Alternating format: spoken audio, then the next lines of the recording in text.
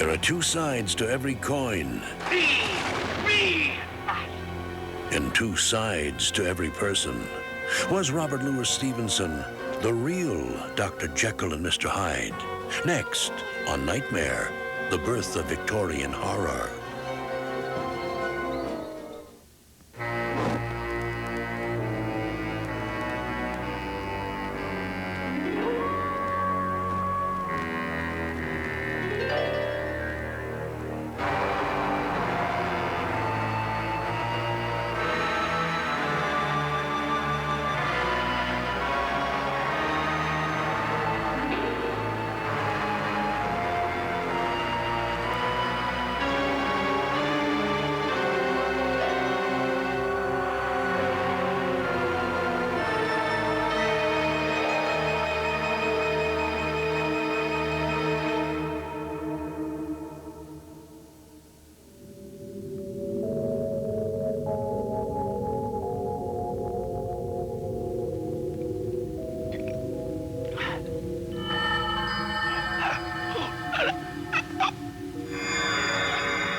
In autumn 1885, the Scots writer Robert Louis Stevenson, best known for writing a pirate story and a series of poems for children, had a very adult nightmare.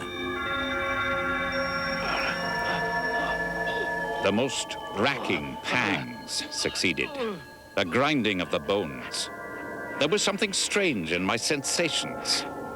I knew myself at the first breath of this new life to be tenfold more wicked. And in that moment, I saw for the first time the appearance of Edward Hyde. Ah!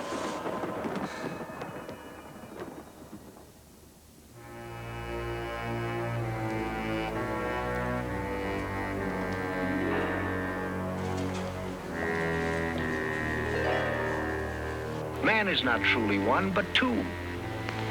Now, supposing we could break that chain, separate those two selves, free the good in man and let it go on to its higher destiny, and segregate the bad. Let it destroy itself in its own degradation.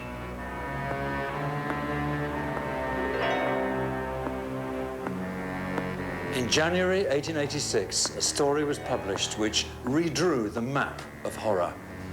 Instead of devils and demons outside, it dealt with devils and demons inside, and in the process, introduced a new phrase into the English language. Did you think that Dr. Jekyll was falling in love with you? You with your cheap little dreams? Or did you think as you looked at him that perhaps in his eyes you saw a bit of me, Hyde? The strange case of Dr. Jekyll and Mr. Hyde made the 35-year-old author, Robert Louis Stevenson, famous. And Stevenson always insisted that the name be pronounced Jekyll, partly because that's the way Scots people said it, and partly because it meant that Hyde and Jekyll rhymed with hide and seek. But the story is more, much, much more than the shilling shocker we all think we've read, for it dramatized conflicts and tensions within Stevenson himself, between public life and private life, between reality and dreams, between conformity and art, and even between the narrow, winding alleyways or closes of Edinburgh's old town and the planned, wide-open spaces of the new town. Above all, perhaps, between the adult and the child. For the strange case of Dr. Jekyll and Mr. Hyde began life in the nightmares experienced by Robert Louis Stevenson in the darkness of his childhood.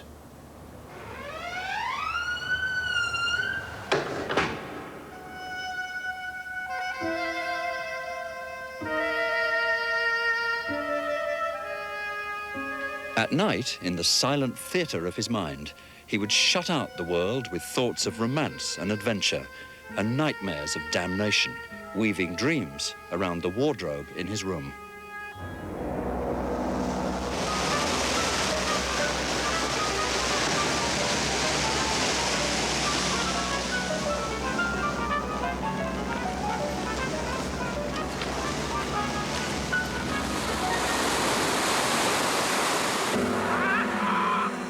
From all this would come his famous stories, such as Treasure Island with its one-legged pirate, tales of sunny days, sometimes dark nights.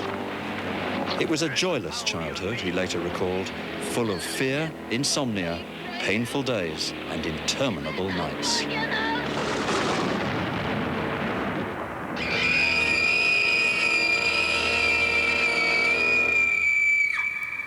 It was here, in this solid and tidy terrace of houses called Heriot Row, in the heart of Edinburgh's new town, that Robert Louis Balfour Stevenson grew up. His father was from a family of engineers who'd built most of Scotland's deep-sea lighthouses around the dangerous coast, and his mother was from a family of advocates and ministers of the church. So Louis, as he was called, their only child, grew up according to the strict mid-Victorian rules of Edinburgh's professional class, where the word respectable was the highest possible praise. But he was a sickly, breathless child who always seemed undernourished, overexcitable, and the victim of every illness that was going the rounds. So he spent most of his early life in the bedroom of number 17, Heriot Row. He may also have had a thyroid condition, which would account for his distended bone structure, not shared by either of his parents.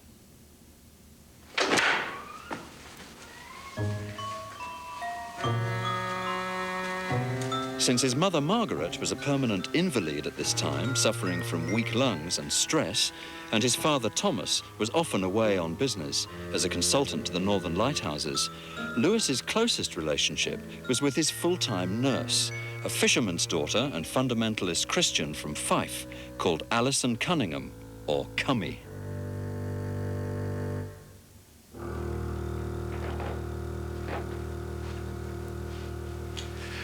Cummy filled his head with stories about hellfire and damnation, and she read the Bible to him over and over again in the hope of persuading him that there are but two camps of people in the world, those mostly on their knees and singing hymns, and those on the high road to the gallows and the bottomless pit. His book of poems for children, dedicated to my second mother, my first wife, that's Alison Cunningham, the nurse, give us a very good idea of what was on Lewis's mind as he lay here in this bed. All round the house is the jet-black night. It stares through the window pane. It crawls in the corners, hiding from the light, and it moves with the moving flame. Now my little heart goes a-beating like a drum with the breath of the bogey in my hair. And all round the candle, the crooked shadows come and go marching along up the stair. The shadow of the balusters, the shadow of the lamp, the shadow of the child that goes to bed. All the wicked shadows coming tramp, tramp, tramp, with the black light overhead.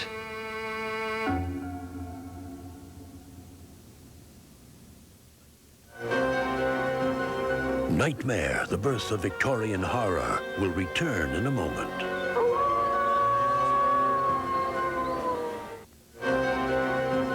We now return to Nightmare, the Birth of Victorian Horror.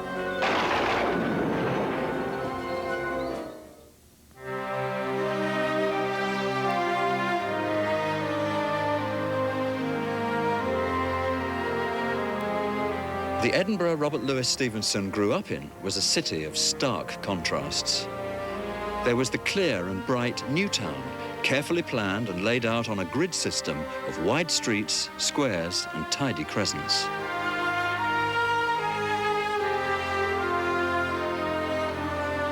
It was the first new town in Britain, and it made Edinburgh seem like a stylish European city.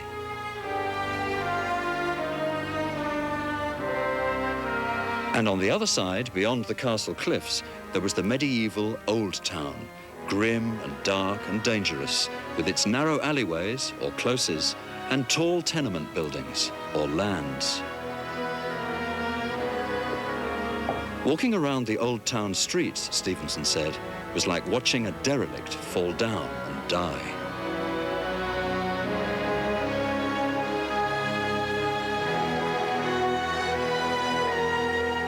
Lewis became increasingly fed up with the oppressive Presbyterian values of his parents and was drawn towards the Old Town and its underworld. "I love night in the city," he wrote, "the lighted streets and the swinging gait of harlots."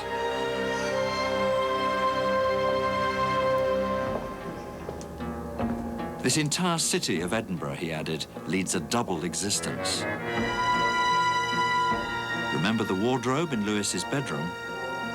Well, it was built by the legendary Deacon Brodie, respected cabinet maker by day, Old Town burglar by night. Brodie was hanged in 1788 on a wooden gallows of his own design. The idea that behind a man's eyes there was an inner darkness was beginning to take shape in RLS's mind. McEwen's export. Yep, thank you. As a young student at Edinburgh University, Robert Louis Stevenson drank with his friends here in the Rutherford Arms on Drummond Street. He wrote that prostitutes were a great deal more honest than most of their clients and started having serious rows with his father about religion. Cheers, everyone. Cheers. He was breaking away more and more from established Edinburgh society. By the time he became a university student studying engineering, he seemed to be leading his own double life. As men of science, we should be curious. I shall not dwell today on the secrets of the human body, in sickness and in health. Today, I want to talk to you of a greater marvel, the soul of man. Man is not truly one, but truly two. These two carry on an eternal struggle in the nature of man, yet they are chained together. And that chain spells repression to the evil, remorse to the good. Now, if these two selves could be separated from each other, how much freer the good in us would be, what heights it might scale. And the so-called evil, once liberated, would fulfill itself and trouble us no more. During his time as a student here, Robert Louis Stevenson kept having a strange dream adventure, as he called it, in which he spent his days working in a surgical theatre, his heart in his mouth, his teeth on edge, seeing the monstrous malformations all around him, and his nights climbing an endless circular staircase somewhere in the old town, and watching a parade of down-and-outs, unhealthy down-and-outs, coming down the stairs and past him. By the time he reached the top of the stairs, dawn had broken, and it was back to that surgical theatre again. He had this dream adventure so often that he went to see a doctor about it and was given a sedative. The dream seems to have been about the ambition that was expected of him, the spiral staircase, his guilt at being such a privileged young man, the down-and-outs, and the horror of those malformed bodies, which reminded him perhaps a little of his own.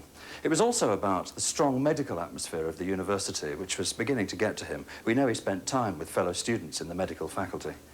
But as he honed his craft as a writer, he was also drawn to the legends of Edinburgh, and in particular, ugly actions in ugly places which have the true romantic quality, as he put it.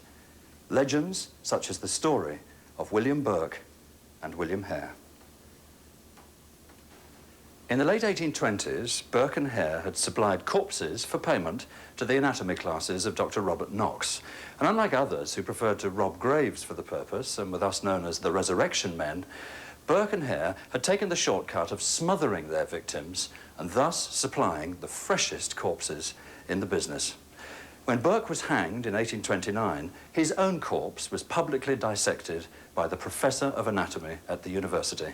His skeleton was donated to the permanent collection, as was his death mask. And here is the death mask of William Burke,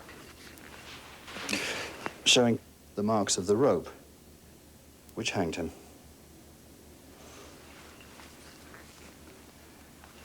And next to it, the life mask of William Hare, because William Hare turned in his friend, went king's evidence, and thus got off scot-free. But the permanent collection of the university had something in it that was even stranger. A pocketbook bound in the skin of William Burke.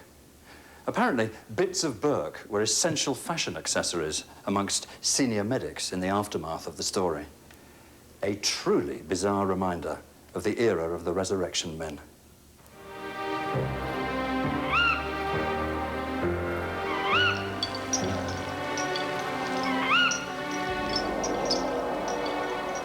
Stevenson felt an affinity with the dark side of his city. When at last he became a professional writer, he adapted the legend of Burke and Hare into the short story, The Body Snatcher. But in his story, RLS made the university anatomy lecturer Dr. Knox the real body snatcher, not Burke and Hare. Robert Knox, respectable doctor by day, dealer in corpses by night, the forerunner of Jekyll and Hyde. It was the policy of Dr. K to ask no questions in his dealings with the trade. They bring the body and we pay the price, he used to say. To bodies that had been laid in earth in joyful expectation of a far different awakening, there came that hasty, lamp-lit, terror-haunted resurrection of the spade and mattock. The coffin was forced, the cerements torn, and the melancholy relics, clad in sackcloth, after being rattled for hours on moonless byways, were at length exposed to uttermost indignities before a class of gaping medical boys. Now you must watch closely, gentlemen, closely. It's the very heart of the matter.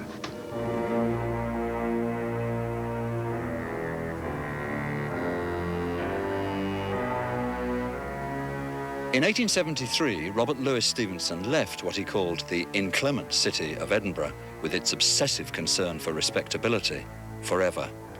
The city burgesses were to become seriously upset by some of the things he then wrote about the place.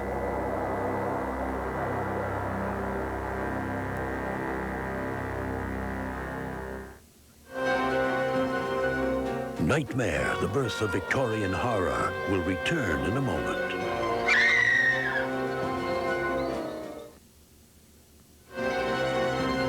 We now return to Nightmare, the Birth of Victorian Horror.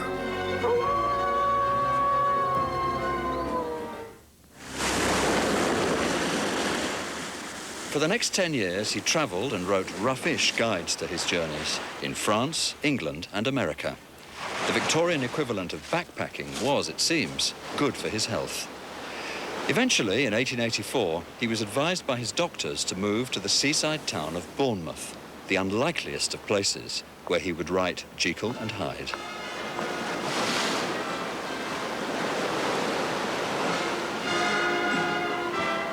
Bournemouth had more hotels than any other town in the land after London. The building of a mainline railway link had recently boosted its population tenfold to 17,000 people, and its pier had just opened. The great attractions were the sea air, the promenade, the beach, the park, and the scent of gorse and heather.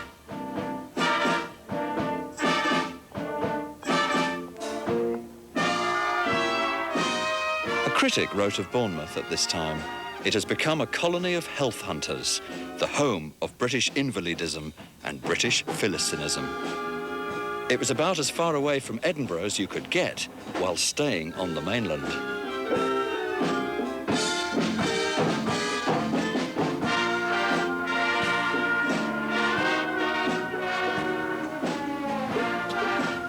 By the time Robert Louis Stevenson moved here, he'd married a divorcee from Indianapolis who was 11 years his senior, Fanny Vandergrift Osborne. She was tough, had strong Middle Western ideas about morality, and he was known to call her Mother. His parents and family were thrilled. So much so that as a belated wedding present, Louis's father, Thomas, bought them a house along this road and gave Fanny £500 to furnish it. The house was a modern two-storey villa in yellow brick, which they called Skerryvore, after the most famous lighthouse built by Uncle Alan Stevenson. Today, only the layout of the foundations remain because the house was flattened by a bomb during an air raid in the Second World War, November 1940. Louis and Fanny settled down into their new suburban existence at Easter 1885. But Louis's period of convalescence was short-lived. Bournemouth was not good for his lungs. Sometimes they were so congested that he could hardly speak, and the nightmares from his heart of darkness began again in earnest. Robert Louis Stevenson was far from being your typical suburban householder, or indeed your typical Bournemouth convalescent. And he felt rather uncomfortable throughout the 2.5 years he spent here. He said, "I do not like this health-tending, housekeeping life of mine," and compared his time in comfortable, respectable Skerryvore with living like a weevil in a biscuit. He was more seriously ill in this house than he'd ever been before, with hemorrhages and congestion of the lungs and backache and flu and fever. A neighbour called Clive Holland dropped in on him when he was at his most poorly and later recorded his reminiscences for the BBC. I went one afternoon and was shown into a little room. I was sitting quietly there and thinking when I heard a rustling, and I looked through the door to the staircase and saw Mrs. Stevenson descending with Robert Louis in her arms, carried just as she would of the baby, with his dark hair falling over her arm. She brought him into the little room and put him down on the sofa. And I noticed what I thought a rather rebellious cast in his smile. And then she said, "You must not talk very long," and went away.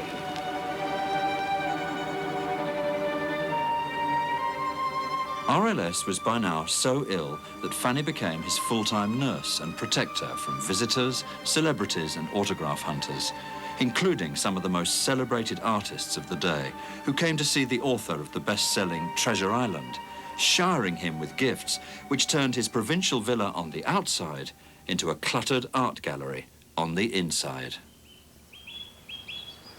The visitor to Skerryvore, such as Clive Holland or a fan or critic from London, a new feature of the Stevenson landscape, the visitor would move into the wood-panelled hall with some of the panels painted by artist friends, and this hall would take them into the dining room. Now, the dining room had William Morris wallpaper and Sheraton 18th century chairs, and over the fireplace here, an engraving of J.M.W. Turner's Bell Rock Lighthouse, a lighthouse designed by Stevenson's grandfather, and on this wall, an ornate mirror donated by the novelist Henry James. Over here, on these walls, an assortment of buccaneer weapons were nailed to the wall, gifts from fans of Treasure Island. And a portrait by the American artist John Singer Sargent showing on one side of the picture Lewis pacing up and down, tugging at his moustache in a velvet jacket, and on the other side, very much in the background, Fanny, dressed rather bizarrely in an Indian sari, with bare feet and sitting in a large armchair. Between the two figures in the painting, as Lewis wrote, was an open door showing my palatial entrance and my respected staircase. At the top of the respected staircase, just above my head, was a library lined with books. And over here, on the second story, was Lewis's bedroom, where he spent most of his time, with its sea view, well, just, the trees were a little shorter in those days, and where he was surrounded by medicine bottles purchased from the local Westbourne chemist. It was in this bedroom that Robert Louis Stevenson wrote Dr. Jekyll and Mr. Hyde, following a nightmare after a particularly unpleasant 3-day attack of hemorrhaging and fever. Nightmare, the Birth of Victorian Horror, will return in a moment.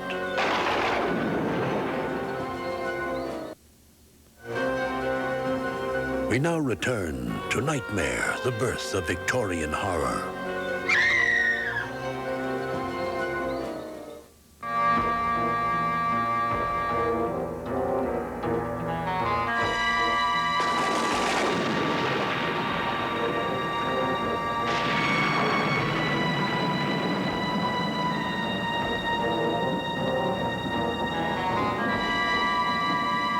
The mixture began suddenly to effervesce audibly, and the compound changed to a dark purple.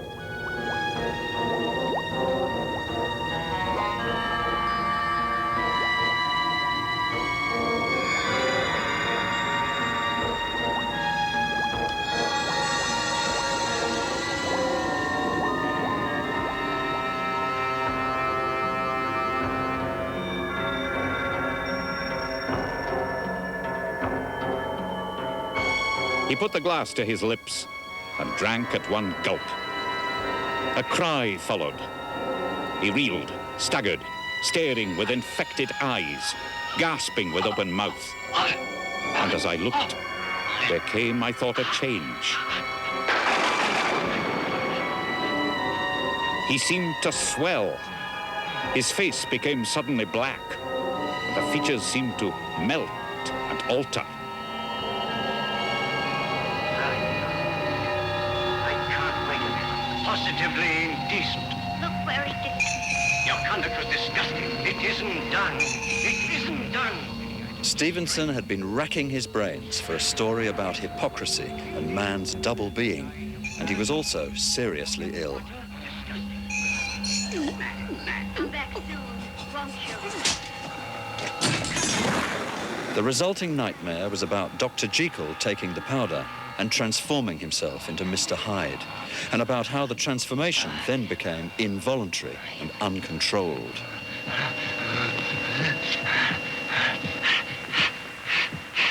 Free at last.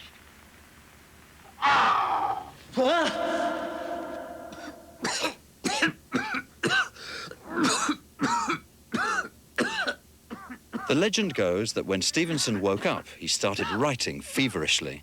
But Fanny didn't like what he'd written. It was too dark and too much of a nasty story. And that in a fit of pique, he threw the manuscript onto the fire.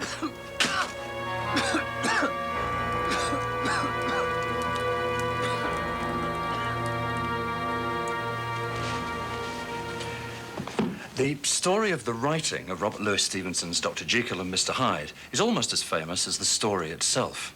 It goes something like this. Louis has his nightmare, and this is followed by a feverish period of writing activity, 30,000 words in 3 days, and then Fanny Stevenson criticizing the first draft, and Louis impetuously chucking it onto the fire to destroy it. This is followed in turn by another feverish period of activity, 6 days to write the entire story as we know it today. An incredible achievement for anyone, but for someone suffering from hemorrhaging of the lungs at the time, superhuman. Anyway, that's the authorized version of the story. In fact, unfortunately, as these unpublished and up to now unknown documents in the collection of the National Library of Scotland prove, the story didn't really happen like that at all. The nightmare did happen. Louis wrote about it in the year after Dr. Jekyll, and there are a couple of letters dating from exactly that moment where the story is confirmed. First of all, there's Fanny Stevenson writing to a friend in which she expresses the usual worries about Louis's health and says he's hard at work, but she fears it will be energy wasted, as all his late work has been. And she adds, he's been suffering from dreadful nightmares and headaches at night, the association between the nightmare and the hard work. And there's another letter written by her son, Louis's stepson, Lloyd Osborne, to Maggie Stevenson up at Heriot Row in Edinburgh, where he says, Louis is doing very well, though still very weak. He's been writing a most terrible story, which he said occurred to him in the night. It's certainly one of the most ghostly and unpleasant stories I have ever known. But the feverish first draft and Fanny's criticism of it and the burning of the manuscript in the fire aren't mentioned in any documents of the time at all. For those, we have to wait for the authorized biography written under Fanny's supervision, and I mean close supervision, by Louis's cousin, Graham Balfour, who was also Fanny's friend, and which is the first published version of the story of the burning of the manuscript. Now, this was published 7 years after the death of Robert Louis Stevenson. Balfour distilled the correspondence and the notes that he'd received into the published version of the authorized biography. And here, in print, 1901, is the classic version of the story of the burning of the manuscript. I gave my criticism to my husband and left the room. After a while, his bell rang. On my return, I found him sitting up in bed, pointing to a pile of ashes. He had burned the entire draft. Having realized that he had taken the wrong point of view, he at once destroyed his manuscript. That's the official account, but neither Stevenson himself nor anyone else ever mentions it at the time, and Stevenson was the sort of man who mentioned everything.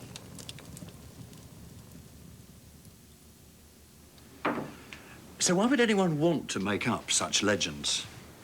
Well, Fanny Stevenson was convinced that the paying customers for Lewis's books wanted him to be a wholesome, boyish, gallant writer of adventure stories, not the writer of nasty, sensationalist fiction. And she also knew that he had a heart of darkness within him, which could spoil everything. So she had to present herself publicly as the guardian angel who protected Lewis from himself and protected Lewis for the benefit of the public. Now, when the authorized biography by Graham Balfour came out, one of Lewis's closest friends said it made him look as though he was a seraph in chocolate or a barley sugar effigy. But it was too late. The image had stuck, and pretty soon Fanny's family started piling in, always embellishing the legend and always to Fanny's advantage. Starting off with Lloyd Osborne, her son, an intimate portrait of RLS. And then her sister, Nellie Sanchez, the life of Mrs. R.L. Stevenson. And then her daughter, Isabel Field, a memoir of Robert Louis Stevenson. And then Fanny went public herself with her introduction to the great edition of RLS's works, telling the story of the burning of the manuscript. And then the next-door neighbour from Bournemouth with a book called RLS and His Sine Qua Non, the sine qua non being Fanny, of course. And finally, I Can Remember Robert Louis Stevenson, which includes reminiscences from everyone, up to and almost including the milkman. They all seem to agree that Dr. Jekyll and Mr. Hyde was an aberration, the product of a sick mind, a blot on the otherwise happy landscape of Robert Louis Stevenson. Now, the punchline of all this seems to be that maybe it would have been better if the story hadn't been published at all.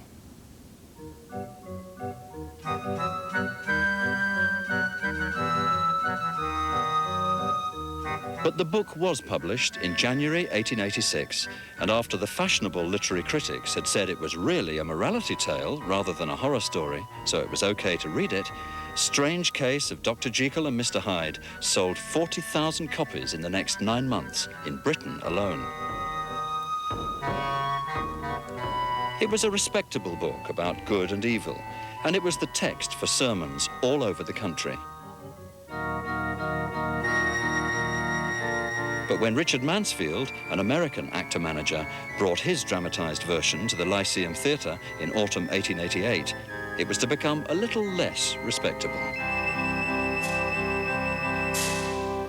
The play doesn't seem to have survived, but it's possible to reconstruct it from the reminiscences of the actor, Richard Mansfield. In Mansfield's version, Dr. Jekyll gained a girlfriend called Agnes, and Mr. Hyde gained a motive, which was to kill her, and in fact he succeeds in killing her father. But the biggest change arose from the fact that Richard Mansfield played both Dr. Jekyll and Mr. Hyde, establishing a tradition which remains to this day the way of presenting the story. Now, in the book, Mr. Hyde is smaller and younger than Jekyll. He's a different being that comes from inside the Doctor.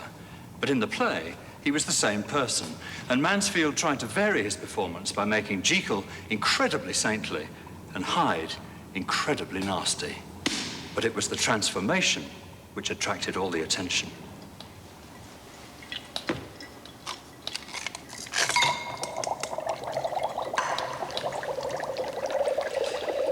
In full view of the audience, without going behind a pillar or going off stage or bringing on a double, he simply changed from being Dr. Jekyll into being Mr. Hyde before their very eyes.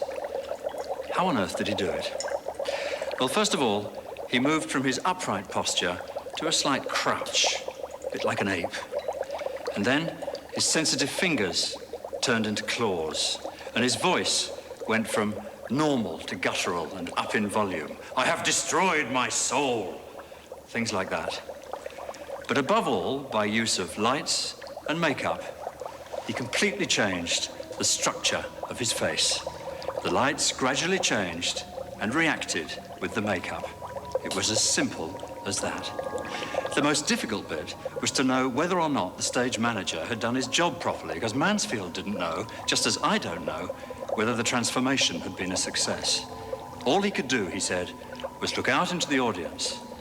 If they started fainting, he knew the transformation had been a success. You want to be left as you are? Or do you want your eyes and your soul to be blasted by a sight that would stagger the devil himself? I'm not to be persuaded by this rigmarole. Very well, Lanyon.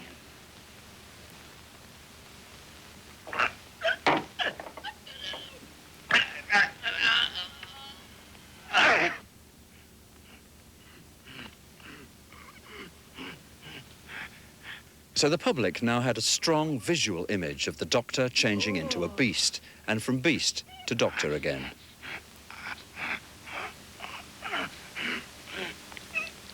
At precisely the same time as this transformation was happening, the young Sigmund Freud was studying hypnosis and hysteria as ways of reaching the inner person, and the new science of sexual pathology was beginning to take off. It was inevitable that people would start making connections between the two. Edward, it's 6 o'clock. It's time you left me.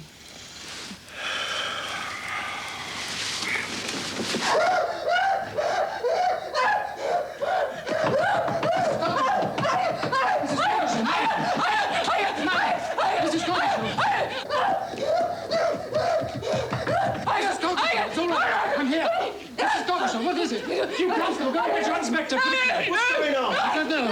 Ben, come and attend to Mrs. Gargison. Go, sound the letter. Dr. Jekyll and Mr. Hyde was, according to its author, the story of a divided self, a double standard, and a heart of darkness. But in fact, whether Stevenson acknowledged the fact in public or not, there's no doubt that the story contains the most adult view of sexuality of anything he ever wrote. One reason why it's proved such a fertile ground for interpretation. In recent years, critics have written that it's really about the father-son relationship, or repressed homosexuality, or a fear, even hatred of women, or a battle between the conscious and the unconscious mind. Or it may be about Stevenson's own divided personality, between the man of action inside his head and the disabled artist he saw in the mirror, and so on. At the time, Hyde was interpreted more as an ape man or a wolf man, a kind of throwback to an animal state or an earlier stage of evolution. Charles Darwin had made it to the high street. Trouble was, although he was a wolf man, he didn't do many wolfish things, and although he represented the beast in man, he wasn't really very beastly. A series of events which occurred in the East End of London in the autumn of 1888 turned Dr. Jekyll and Mr. Hyde into the kind of story the public wanted to read. Nightmare, the Birth of Victorian Horror, will return in a moment.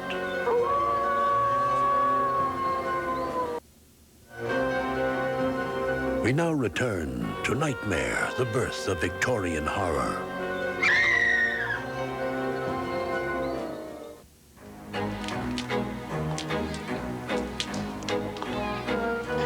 Try a change of luck, dearie.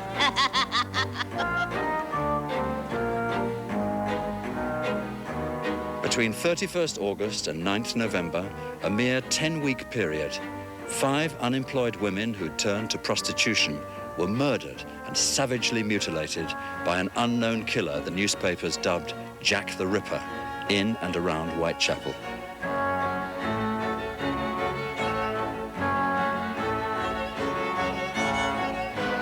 Despite the best efforts of the Metropolitan and City police forces, he was never found.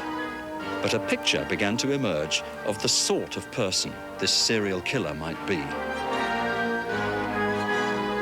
The suggestion that the Ripper might be a professional man, a doctor, who had an obsession with destroying prostitutes, by far the most popular explanation in 1888, seemed to fit the case, largely because Jekyll and Hyde, book and play, had provided a ready-made model. A model to explain the inexplicable.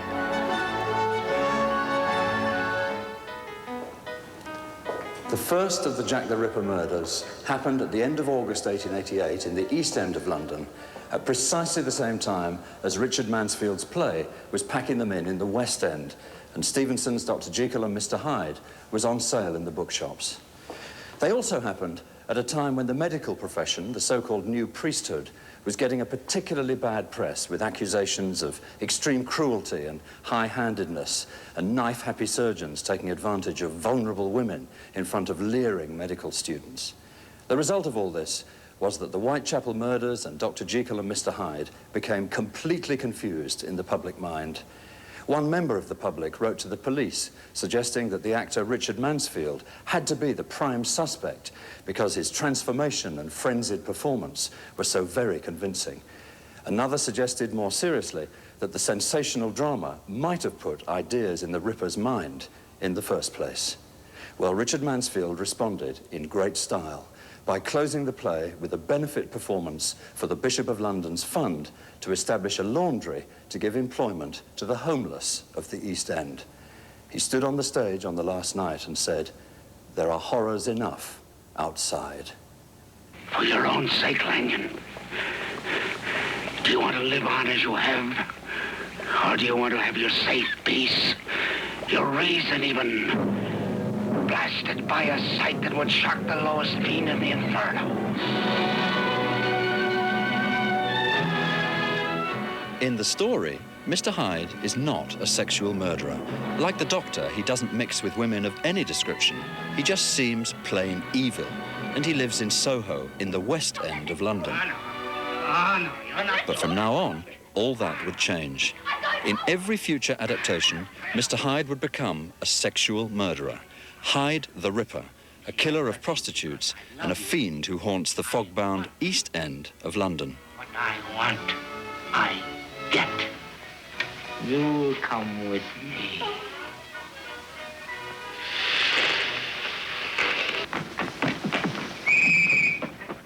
So the Edinburgh atmosphere of the original disappeared, and the beast in man became a sordid case study in the new science of sexual pathology.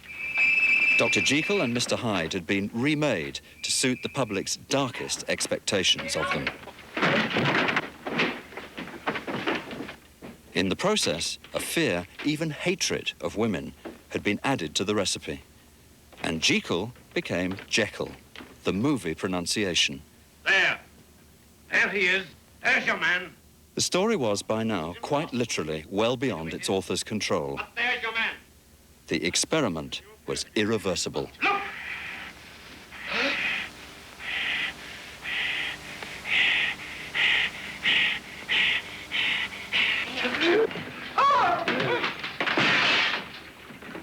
Hey, boy! Drop that knife!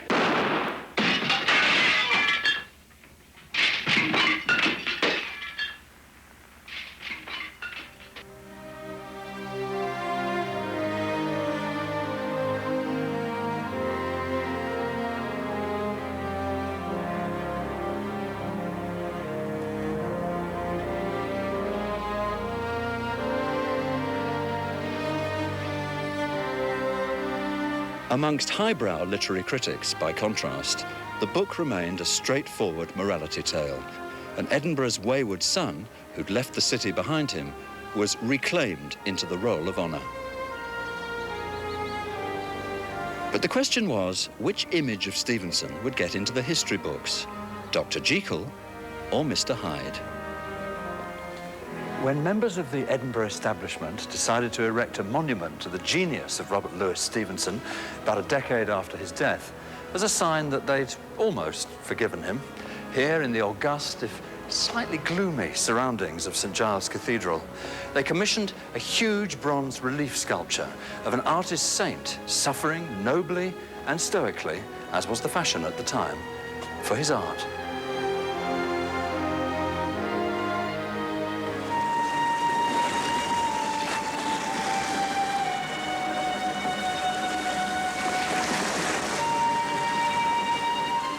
Robert Louis Stevenson spent his last years sailing the South Seas with his mother, his wife, and his stepson, eventually settling in Samoa. This was the image his family and his disciples liked to promote, the boyish adventurer in the land of pirates and pieces of eight. Treasure Island and his poems for children were, they reckoned, his best work and his gift to posterity. At the end of 1894, Robert Louis Stevenson died on the island of Samoa, not of his lung complaint, as everyone expected, but of overwork. He was 44. He was buried in this simple, whitewashed grave. One of his last pieces of writing was a memoir of his childhood in Scotland and of the nightmare of gnomes and bogeymen he'd experienced in his upstairs room at Heriot Row. The gnome's name is Jekyll and Hyde.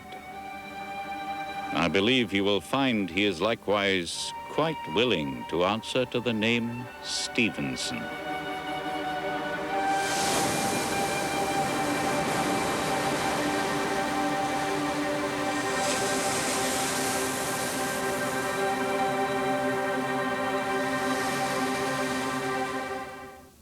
A Howl in the Night. Bounds!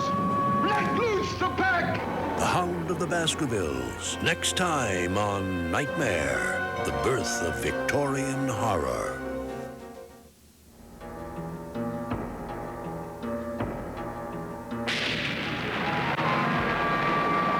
Now you can own all 4 episodes of Nightmare, the Birth of Victorian Horror on 2 feature-length video cassettes for $39.95 plus shipping and handling. Call 1-800-423-1212.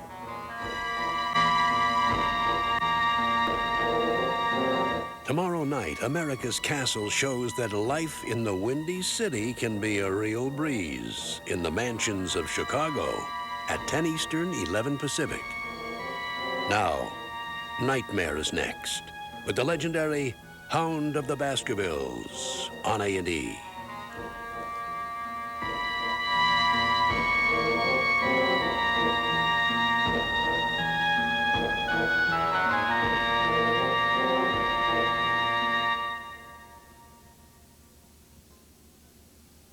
A Howl in the Night. Bounds! Let loose the pack! The Hound of the Baskervilles. Sherlock Holmes and Conan Doyle's greatest mystery. Murder, my dear Watson. Next on Nightmare, the Birth of Victorian Horror.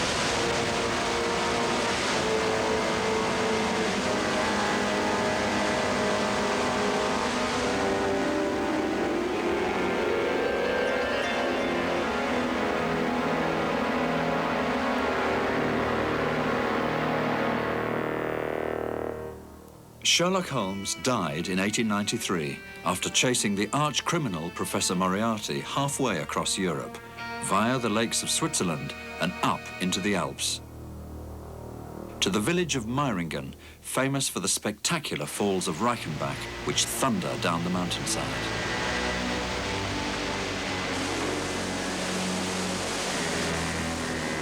After more than 6 years of writing detective stories and novels, Arthur Conan Doyle had had enough of Sherlock Holmes and wanted to kill him off. It was a suitably dangerous setting, and Holmes's friend and chronicler, Dr. Watson, watched the great detective clambering up the path to meet his destiny.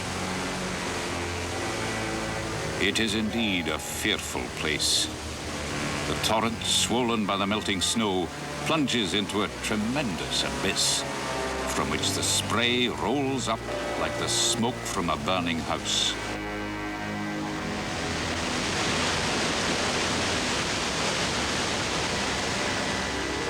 We stood near the edge, peering down at the gleam of the breaking water far below us against the black rocks. And listening to the half-human shout which came booming up with the spray out of the abyss.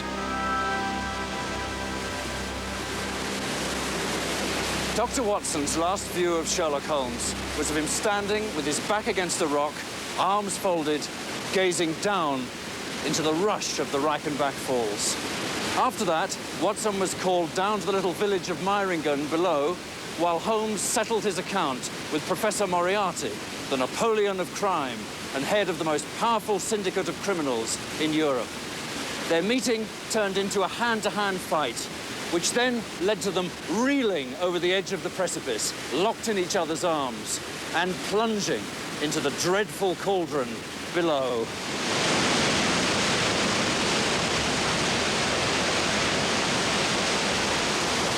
Any attempt to recover the bodies, wrote Dr. Watson, or rather Arthur Conan Doyle, was absolutely hopeless. When the short story, The Final Problem, was first published in Christmas 1893, black armbands were worn by businessmen in the City of London, and the shareholders in the Strand magazine certainly got the jitters, as well they might. Conan Doyle simply wrote in his diary, with evident relish, "Killed Holmes. Nothing but nothing could bring him back now." Nothing, that is, except a particularly ferocious black dog which haunted an ancient stretch of moorland in the wild west of England.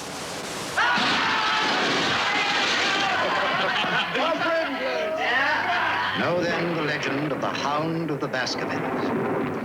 Which has got away. Know then that the great hall of Baskervilles was once held by Sir Hugo of that name, a wild, profane, and godless man, an evil man in truth. Bounds! Let loose the pack! May the hounds of hell take me if I can't hunt her down! The Hound of the Baskervilles, the finest detective story ever written, was based on several gruesome stories from English folklore. Conan Doyle's version of the legend takes place amid the mists of Dartmoor, where a wicked squire chases a village girl across the moor, kills her, and is punished for it by a phantom black dog with blazing eyes and dripping jaws.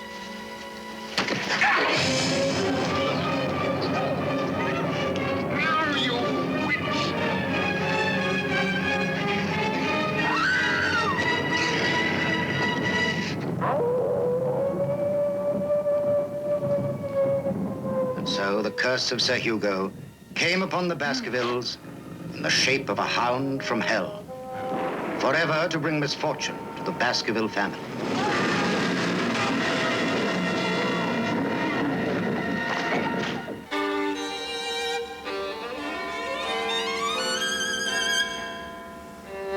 But Arthur Conan Doyle had a problem.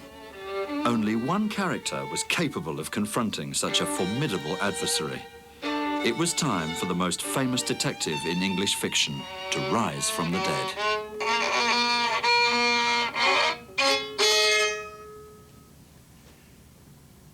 Mr. Sherlock Holmes of 221B Baker Street, the world's first consulting detective, was just the man for the case.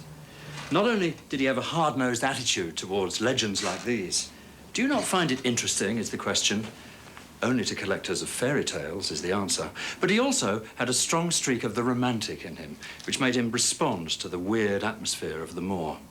Although he called his method the science of deduction, it was, in fact, a rich mixture of free association, close observation, inspired guesswork, and some great one-liners. On greeting clients in his rooms here at Baker Street, he'd say things like, "Beyond the fact that you're a bachelor, a solicitor, a Freemason, and an asthmatic, I know nothing whatever about you." Things like that. Detection is for him an elaborate intellectual game, a way of keeping boredom and depression and the London fog at bay, and best played propped up on a mountain of cushions with a pipe or cigarette or violin close to hand, and of course, a hit or two of morphine or cocaine. It's the portrait of the artist as a young detective. Now, the first illustrations of Sherlock Holmes by Charles Doyle, Conan Doyle's father, certainly pick up on this theme of the dreamer or the aesthete. Here he is with a shock of curly hair and a dissipated, fallen angel sort of face, sloping shoulders, a tight-fitting, fashionable jacket that doesn't quite fit, and a look of "I told you so" on his face. An image which is completely different to the better-known illustrations by Sidney Paget for the Strand magazine. Aquiline features, lean face, a kind of thinking machine. And in fact, Sidney Paget added various features to Holmes that weren't in the original stories. The deerstalker, the ubiquitous pipe, number 221B Baker Street, are really as much to do with the illustrations as they are with the words. And yet, Charles Doyle's pictures, though crude, do bring out that aesthetic, dreamy side, which Sidney Paget's much better-known ones don't. The dreamer and the man of action. These two sides of the personality of the consulting detective seem to me to point to two sides in the personality of Arthur Conan Doyle.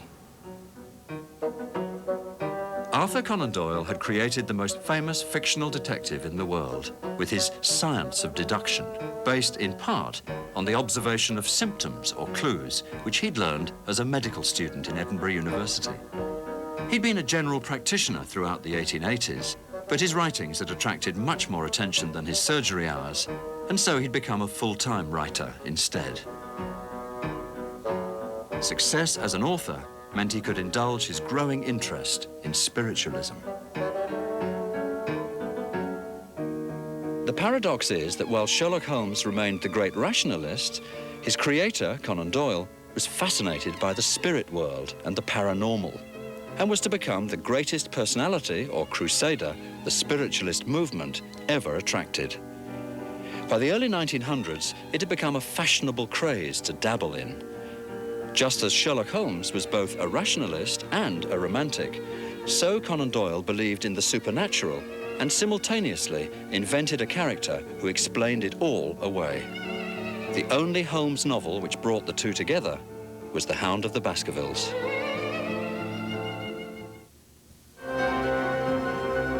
Nightmare, the Birth of Victorian Horror, will return in a moment.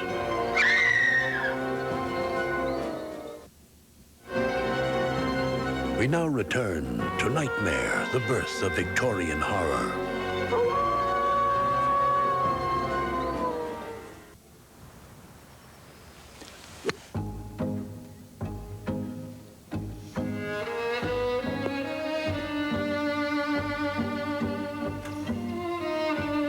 It all began in Cromer, Norfolk, on the east coast of England, in March 1901, 7 years and 3 months after Holmes's death, when Arthur Conan Doyle was on a short golfing holiday with his friend, a young journalist called Bertram, or Bobbles, Fletcher Robinson.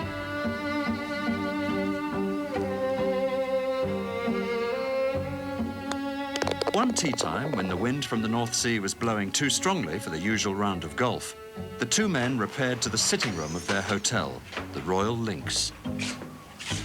Inside, they began to talk of the myths and magic of Norfolk. In the course of a long tea-time conversation, Robinson told Doyle of the legend of a phantom black dog which haunted the countryside. Now, the folklore of the British Isles is littered with stories of black dogs, whole packs of them, and there are black dog lanes in villages all over the country, still. But they're usually fairly friendly creatures who warn of some impending disaster or haunt some location where a terrible accident has happened. The one big exception is Black Shuck or Old Shuck of Norfolk. Shuck or Skucker, meaning the demon in Anglo-Saxon.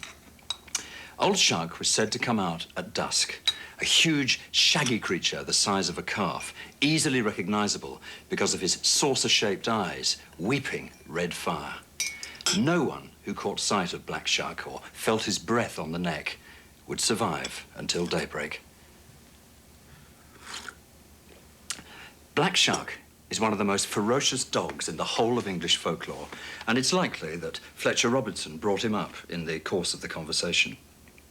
Conan Doyle, who, to judge by his stories, detested dogs of all descriptions and was always fascinated by the spirit world, immediately had his imagination fired up by the idea, and the two men began to plot a story based upon it. There must have been a copy of a very recent issue of the Strand magazine lying around as well, the issue for December 1900, because it contained a short story called Followed by detective story writer Mrs. L.T. Mead, and the entire story hinges on a monstrous black beast, thought to be magic, but not really. In this case, a huge Tasmanian snake. The climax involves the snake chasing the girl across the plain towards the ancient temple of Stonehenge, following a stolen boot which has been covered in snake-attracting powder. And in the end, the snake is shot, and all except the villains live happily ever after. Now, if you substitute a hound for the snake, what you've got is virtually the entire plot of what was to become the Hound of the Baskervilles. So, the black dog legend plus this story encouraged Conan Doyle to scribble a quick note to his mother from here at the Royal Links Hotel. Fletcher Robinson came here with me, and we're going to do a small book together, A Real Creeper, Your Own A. The real creeper, as he put it, was beginning to take shape. Conan Doyle arranged to visit Fletcher Robinson at his home, Park Hill House, Ipplepen, on the edge of Dartmoor in the west of England. Here, they began the process of plotting out their story. The game was afoot. Now, the coachman and groom at Park Hill was one Henry or Harry Baskerville, who much later recalled that Fletcher Robinson and Conan Doyle would write and talk late into the night, night after night, in the billiard room.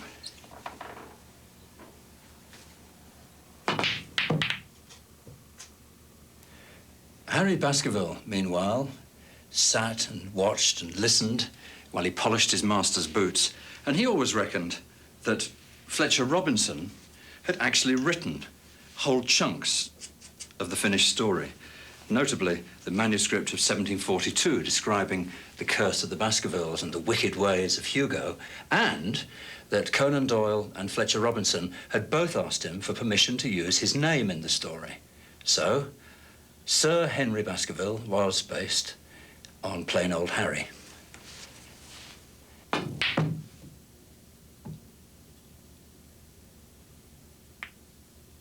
Harry spent the rest of his life claiming it was his name, Baskerville, that was used in the book. Nearby Haytree House had been the home of the Baskerville family before they hit hard times. But was Harry right? It remains an unsolved mystery, for there's another branch of the Baskerville family and another candidate for Baskerville Hall, which also has a legend of a hound. In this sinister-looking country house lived the Baskervilles of Claro Court in the border country between England and Wales.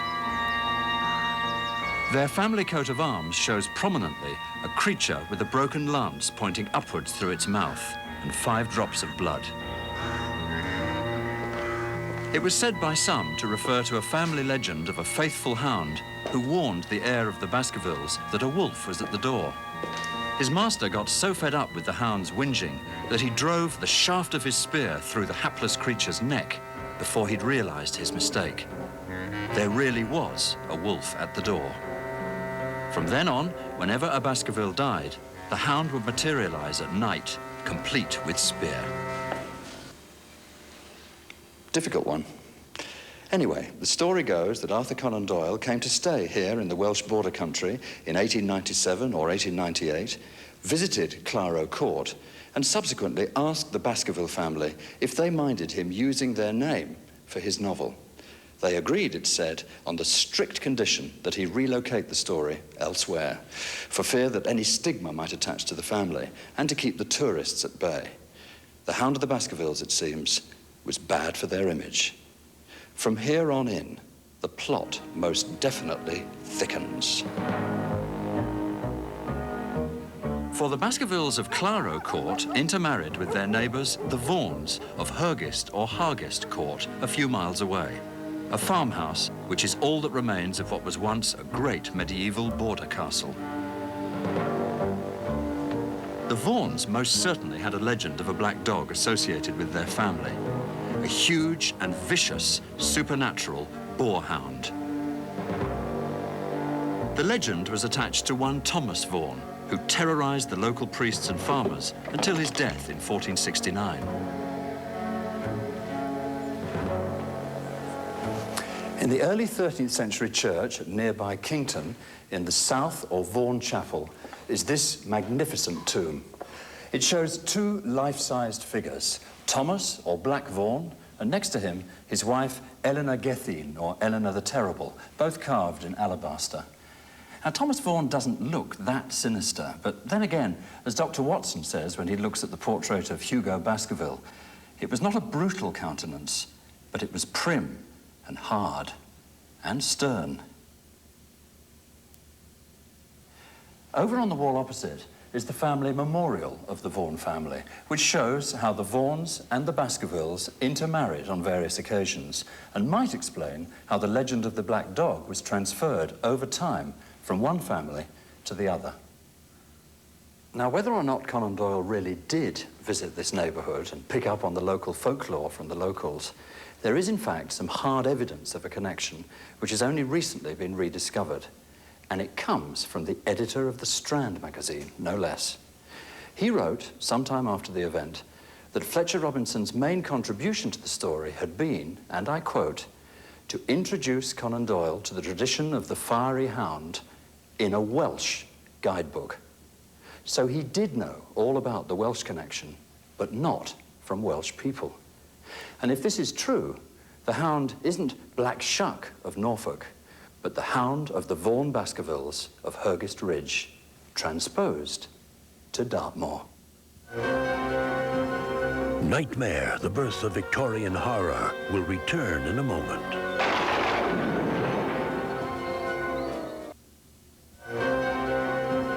We now return to Nightmare, the Birth of Victorian Horror.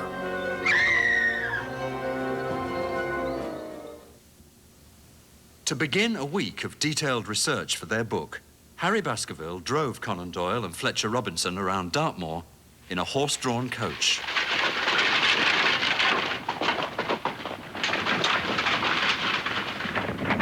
Here we are, Sir Henry, on famous Dartmoor. And what a history it has. You see those rocks over there? Actually, they're stone houses built by a Neolithic man 50 or 100,000 years ago.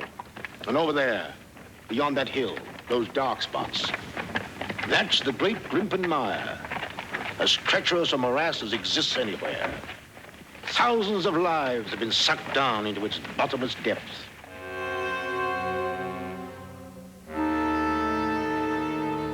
Dartmoor was, and still is, a wild stretch of wilderness, littered with standing stones, the remains of Neolithic dwellings, and ancient circles where it was said horses sensed the atmosphere of the place and would refuse to enter.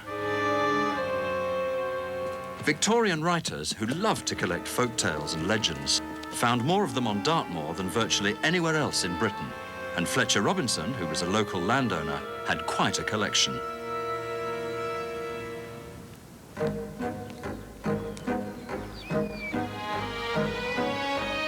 The two friends trekked up to the rock hills called tors or towers, which stand out in the windswept landscape like islands.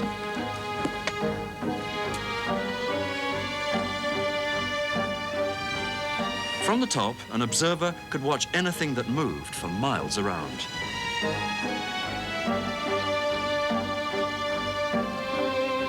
The sort of place, Doyle thought, where a fugitive could hide away, unseen for weeks.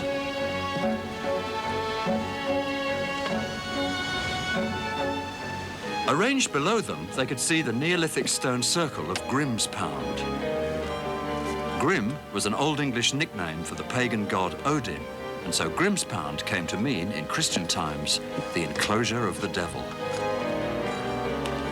Fletcher Robinson recalled, it was one of the loneliest spots in Great Britain.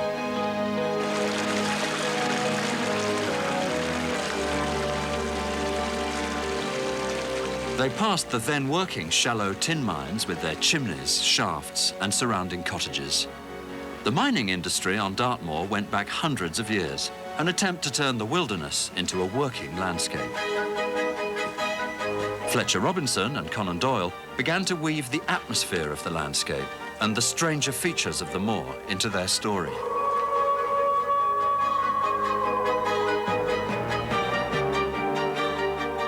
Their destination was the village of Princetown in the heart of the moor, near to His Majesty's prison, which housed many of the most dangerous criminals of the day.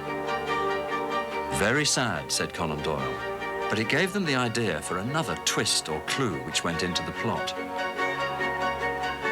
Harry Baskerville deposited them at Princetown, where they made Rose Duchy Hotel their base for further explorations of the remote, dangerous parts which a coach couldn't reach. In between walking tours, they consulted a variety of books, maps and guides of the moor. Conan Doyle wrote to his mother, Princetown. Robinson and I are exploring the moor together over our own book. I think it will work splendidly. Indeed, I have already done half of it. And it is a highly dramatic idea which I owe to Robinson. Where the writing is concerned, Conan Doyle seems to have put the story together very quickly indeed, distilling on the run his experiences of the moor and his researches. The one surviving manuscript chapter of The Hound of the Baskervilles, or Baskervilles as Conan Doyle would no doubt have called it, is entirely in his handwriting, no trace of Fletcher Robinson. And it reveals that he originally intended to include real place names and real people in the story, the town of Newton Abbot, the mayor of Plymouth. But he subsequently thought better of this and changed these to the fictional town of Coombe Tracy and, instead of the mayor, the fictional Sir John Morland.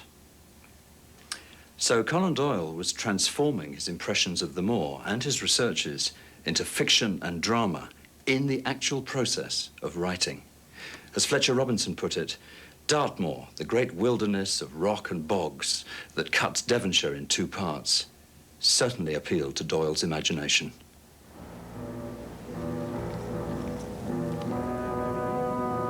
A short distance from Rose Duchy Hotel is Fox Tor Mire.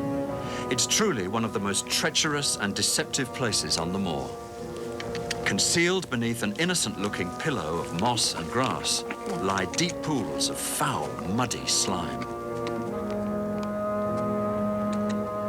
In Doyle's imagination, the mire and the tin miners' cottages which surround it would become the location for the climactic chapters of his story and the home of the Hound of the Baskervilles.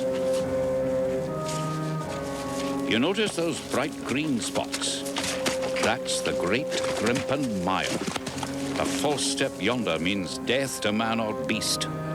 Only yesterday I saw one of the moor ponies wander into it. He never came out. I saw his head for quite a long time, craning out of the bog hole, but it sucked him down at last. It is an awful place. For Conan Doyle, it was just the sort of grim place where a predatory beast might have its lair. Or maybe its kennel.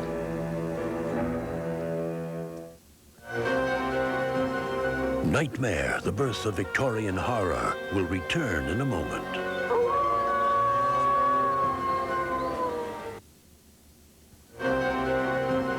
We now return to Nightmare, the Birth of Victorian Horror.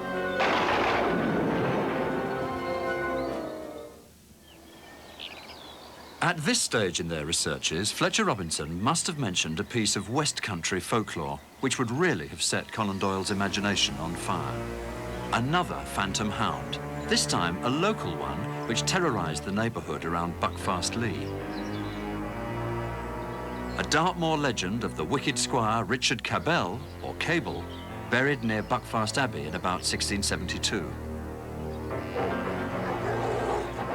One story goes that Cabell cruelly drove his wife out of the manor house and across the moor. As punishment for this, he was chased by a pack of phantom wished hounds breathing fire until he dropped down dead. Richard Cabell, regarded locally as a kind of vampire, was buried next to the parish church in a tomb that would make sure he could never rise again from the dead.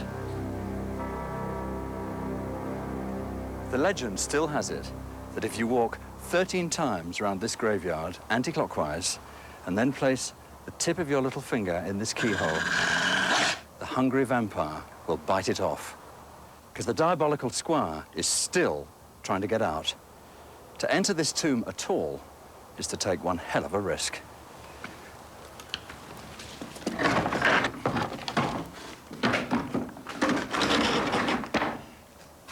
And that was after all the precautions that had been taken inside.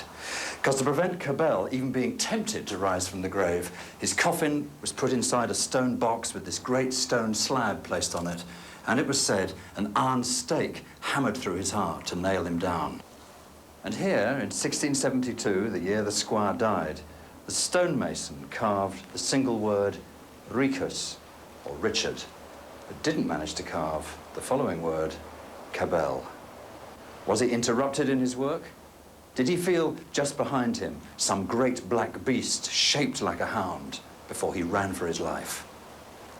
Who knows? Now, clearly, to confront such palpable evil, wherever it came from, Fletcher Robinson and Conan Doyle needed some larger-than-life master of destinies who could credibly stand up to it. And as Conan Doyle wrote, why should I invent such a character when I have one already in the form of Sherlock Holmes? Sherlock Holmes was poised for a most spectacular comeback.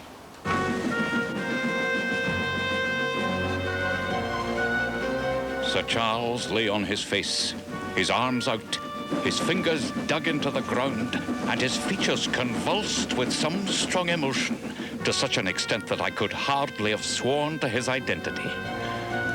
There was certainly no physical injury of any kind. But some little distance off, footprints, Mr. Holmes. They were the footprints of a gigantic hound.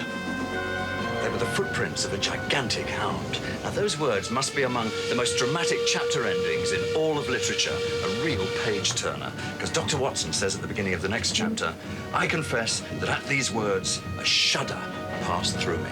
Now, it turns out that Sir Charles Baskerville may have fallen victim to an ancestral family curse, or there may be some more down-to-earth explanation. So Sherlock Holmes dispatches Dr. Watson down to Dartmoor on the Paddington train, Paddington to Exeter to Newton Abbot, to keep an eye on Sir Charles's heir, Sir Henry Baskerville, and to send regular reports back to Baker Street on anything he thinks is suspicious. Sherlock Holmes says very publicly that he's unable to go to Baskerville Hall in person because he's tied up with a blackmailing case in London. But in fact, he travels separately down to Dartmoor, incognito, so he can continue his investigations unseen. It's an ugly, dangerous business, Watson, and the more I see of it, the less I like it.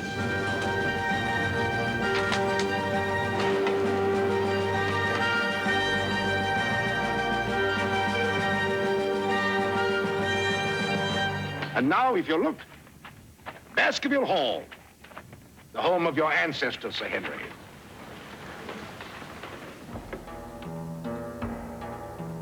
If ever there really was a model for Baskerville Hall, this was it. Lou Trenchard Manor House, the remote Dartmoor home of the rector and collector of folk tales, the Reverend Sabine Baring-Gould, whose books Conan Doyle and Fletcher Robinson had thoroughly digested. The house looks just like the description in the novel. Assuming, as Sherlock Holmes does, that the Hound wasn't supernatural at all, but that someone is using the legend of the Black Dog for his own evil purposes, probably for money, there was a small army of possible suspects, beginning, of course, with the butler, who's caught behaving most oddly in the night.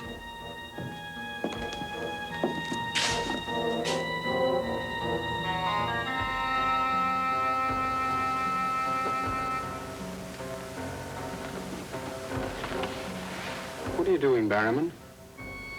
Oh, nothing, sir. It's the window. The window? Move the candle about, quickly.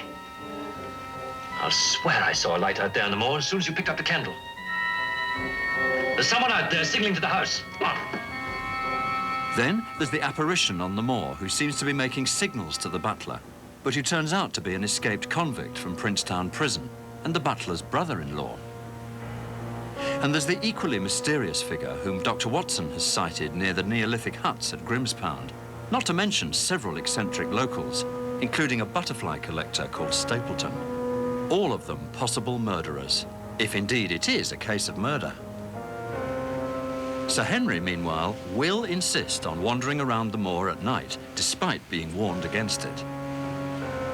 When the mysterious figure turns out to be none other than Holmes himself, who's been living in one of the ancient stone huts, it's no wonder that Watson feels thoroughly confused. There are still some gaps to be filled in, but all in all, things are becoming a little clearer. Not to me, I assure you. Still a hopeless jumble. Mr. Franklin, Dr. Mortimer, the Barrowmans, put it all together, and what have you got? Murder, my dear Watson. Refined, cold-blooded murder. Murder? There's no doubt about it in my mind. Or perhaps I should say in my imagination, for that's where crimes are conceived and where they're solved. In the imagination. But there's been no murder. Unless you mean Sir Charles. And the facts clearly indicated that he died from heart failure. That's why so many murders remain unsolved, Watson. People will stick to facts.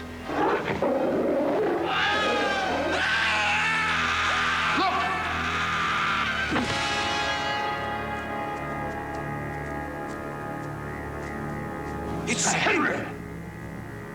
He's dead. Skull crushed in. The convict! Thank heaven. That's the man I shot at the night we arrived. The man Barrowman was signaling to. Who is it? A Notting Hill murderer.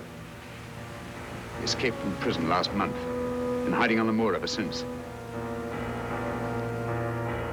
Holmes eliminates all except one of the suspects, but doesn't have enough evidence and needs to catch him red-handed.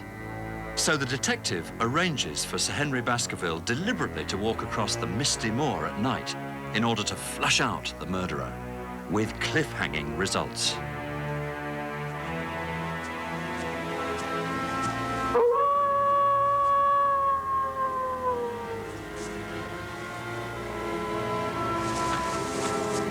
I sprang to my feet, my inert hand grasping my pistol, my mind paralyzed by the dreadful shape which had sprung out upon us from the shadows of the fog.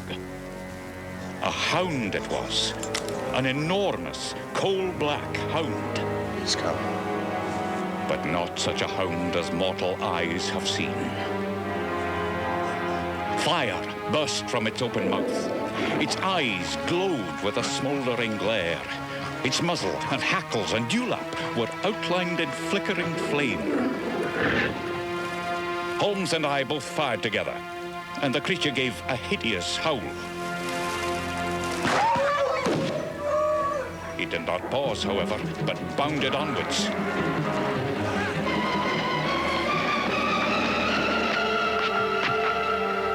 Which way?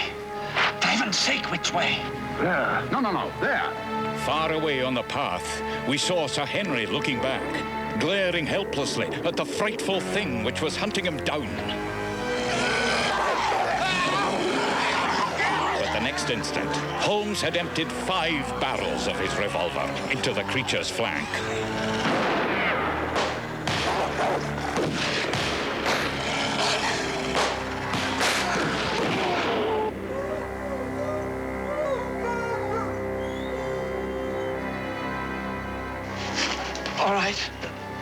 All right, Sir Henry.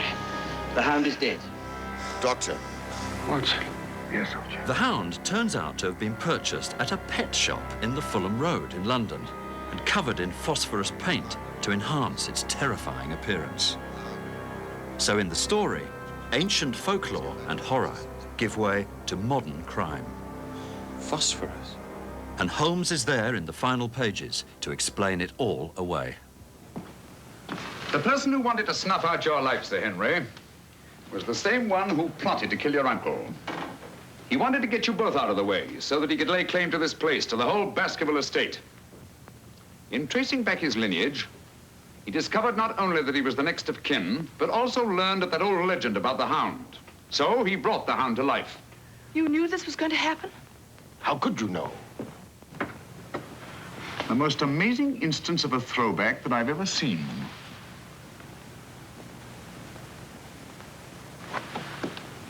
And you can see for yourself. Stapleton! One move and I'll shoot. You're under arrest, Stapleton, for the murder of Sir Charles Baskerville, the murder of a convict, and the attempted murder of Sir Henry. You can't arrest me, Holmes.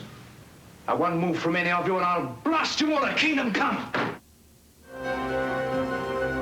Nightmare, the Birth of Victorian Horror, will return in a moment.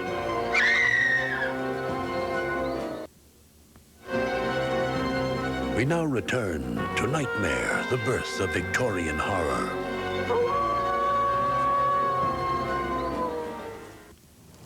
The Hound of the Baskervilles was first published in the Strand magazine, much to the relief of the shareholders, in August 1901. Now, Conan Doyle had originally asked for £50 per 1,000 words, but when he decided to make it a Sherlock Holmes story, he upped the figure to £100 per 1,000 words, because, as he put it, the revival of Holmes is likely to attract a great deal of attention, the understatement of his career, by a man who wasn't much given to understatement. But he stipulated something else as well, and in writing. He said, Fletcher Robinson's name must appear with mine. I can answer for the yarn being all my own in my own style, but he gave me the central idea and the local colour, and so I feel his name must appear. And for every £100 Conan Doyle got, Robinson was to get £30. And that's why, when the first instalment of The Hound of the Baskervilles came out in the Strand magazine, it bore a most unusual footnote. It said, "This story owes its inception to my friend, Mr. Fletcher Robinson, who has helped me both in the general plot and in the local details. ACD." Now, in later editions published after Fletcher Robinson's death, this effusive acknowledgement, which was an admission of a collaboration between the two men, was toned down to a casual thank you for a chance remark by that fine fellow Fletcher Robinson, a chance remark about a spectral dog. That remark was the inception of the book, said Arthur Conan Doyle, but I should add that the plot and every word of the actual narrative were my own. So, no longer a collaboration, just a chance remark. No longer a plot, but an idea about a dog. Now, Conan Doyle refused to admit that The Hound of the Baskervilles represented the definitive resurrection of Sherlock Holmes after his death at the Reichenbach Falls. The case predated his death, he said, and was found among his papers. But the writing was on the wall. There were queues around the block at the Strand magazine, which went into a record 7 printings. And in America, the publishers had to keep holding up the first edition. Such was the incredible demand for it. There was no doubt about it now. Sherlock Holmes just had to rise from the grave. Meanwhile, American actor-manager William Gillette's play, called Sherlock Holmes, was running to packed houses at the Lyceum Theatre in London. Believe me, I meant no... Conan Doyle had given permission for the adaptation, which came out at the same time as the first instalment of The Hound of the Baskervilles. Even my... Gillette had asked if he could make Holmes, uncharacteristically, fall in love. To which Conan Doyle replied, "You may marry the detective or murder him or do anything you like with him." He didn't appear to care. You're not the only one who can tell things from small details. Your powers of observation are somewhat remarkable, Miss Faulkner, and your deduction is quite correct. I suppose, indeed I know, I love you, but I know... But whether he liked it or not, by popular demand, Conan Doyle and his great detective were wedded to each other for life. Poison, drug... The commercialization of Sherlock Holmes began here. Sweet life. I have every reason to say goodbye and farewell. Every reason. The way to Holmes's heart, it seems, is through his pipe.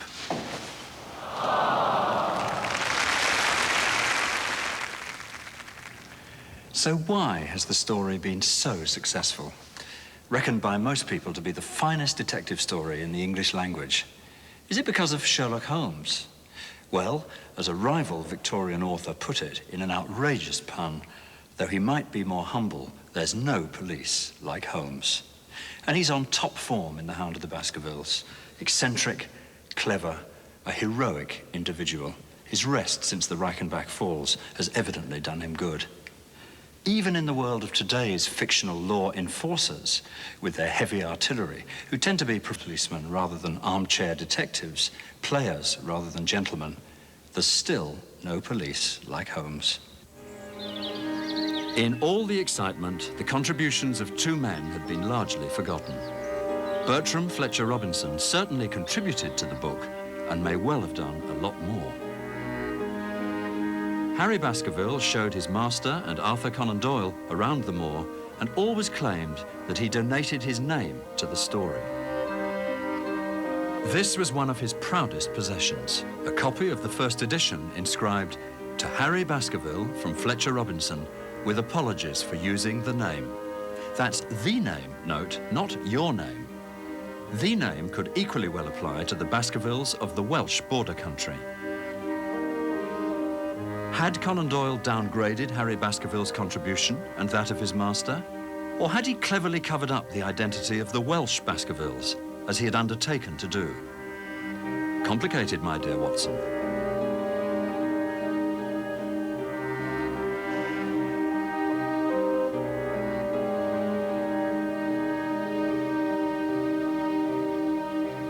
Sherlock Holmes would never be quite the same again. Conan Doyle wrote 3 more collections of cases and 1 more novel, but the enthusiasm he'd put into the earlier stories had gone.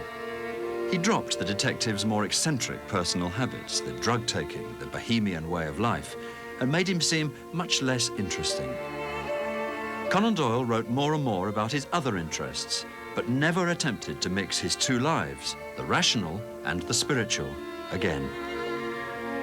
The final Sherlock Holmes case, His Last Bow, was set in August 1914, and at the end of it, the famous detective saw the real nightmares which were on their way. Holmes shook a thoughtful head. There's an east wind coming, Watson. Such a wind as never blew on England yet.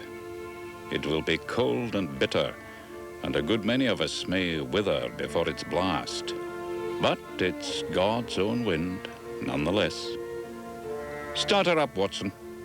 It's time we were on our way.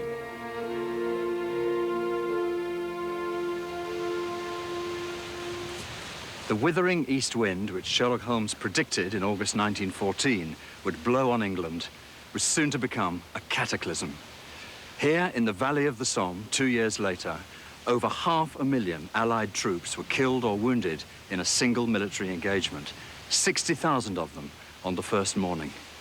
These were the real-life horrors of the 20th century, which made the Victorian horror stories, or fantasies is perhaps a better word, seem not only tame, but curiously reassuring, like your favorite box of chocolates. Originally, they were the products of nightmare and experience.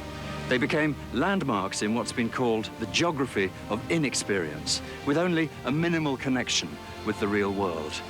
In the process, they left the world of literature altogether to become myths, myths which carried very different meanings. Now, people think they know these stories, but the stories they think they know are not the stories which were written. These fantasies by gaslight represent one of Britain's greatest and most lasting contributions to the global culture of the 20th century, an era of mass production, mass consumption, and of course, mass destruction.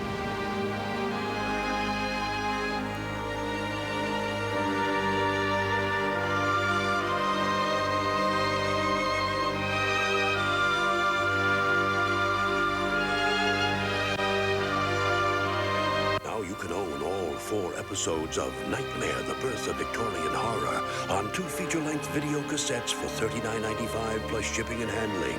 Call 1-800-423-1212. Get set for one heck of an adrenaline rush with the Blue Angels on tonight's special presentation at 8 Eastern, 9 Pacific. Now Bob Hope and Dorothy Lamour star in the delightful comedy, My Favorite Brunette. Next on A&E.